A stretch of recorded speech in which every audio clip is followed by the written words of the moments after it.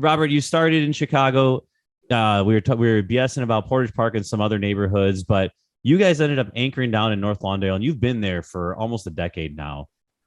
Let's start at the very beginning. Why North Lawndale? What attracted you to the area? And then we'll talk a little bit about the area for those who aren't familiar. So North Lawndale was a neighborhood that at that time was probably being ignored by a lot of investors. And what was that time? Sorry to interrupt. At that time, so our first project that we kicked off was in 2014. It was a 6-unit building on Holman Avenue. And when we got there, it was quite rough. But at that time, I was 24 years old. My partners were a couple of years older than I. And we're a bunch of young guys trying to get our feet wet, thinking, all right, we got per unit costs that make sense for us here. It is a little bit risky, but we like the location of Lawndale. We like its proximity to the medical district, to downtown, and we figured let's give it a shot. And we kind of got this 6-unit building off the ground. Okay. So I'm assuming the 6-unit building goes decently well because you guys anchored there, or talk about some of the hiccups. Yeah, absolutely. So this was kind of an interesting setup. So my partner, Morrison, originally had actually purchased this building from tax buyers. So the building went up for sale through a tax sale through Cook County. There's these tax buyers that will buy the taxes. They thought that either the original owner would come back and pay the taxes, but that never happened. So what ended up happening is those tax buyers wanted to get rid of the building, and then Morrison ended up picking it up. He picked it up at that time for, which is really just a ridiculous amount. If I'm not mistaken, it was $22,000. It's a vacant, at that time was a vacant 6-unit graystone building in terrible shape, but at $22,000, it was very hard to pass up. $3,500. $3,500. That's crazy.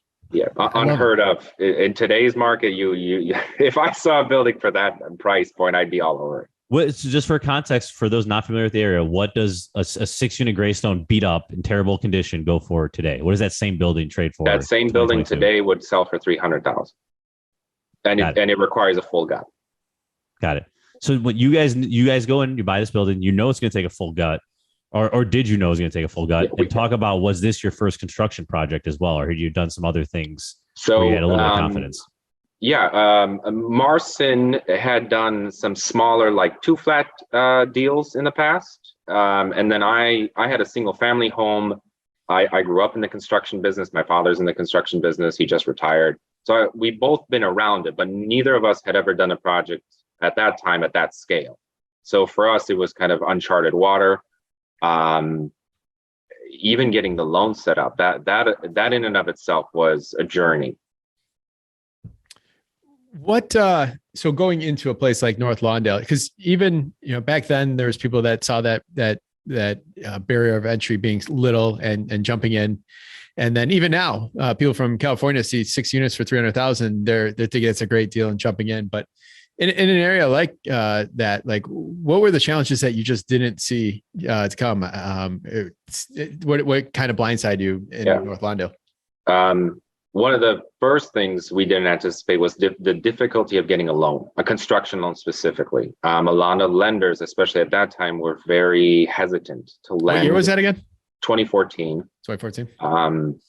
And the only lender that was really... what you're going to say. Exactly. It was CIC. Three letters? Yep, that's right. Community Investment Corporation. And at that time, our loan officer, her name was Anita. It took probably about 8 months or so of massaging, of conversations of, hey, you got to give us a shot here. I know you've never heard of us. We don't really have a proven track record. But I think the constant nagging, which really, it wasn't nagging, it was more us really building out a business plan, showing her and the rest of CIC that we've really thought this through. And then eventually they took a chance with us. And since then, it's actually blossomed into a very strong partnership that we have with CIC. We've done several deals with them, and they've been great to work with.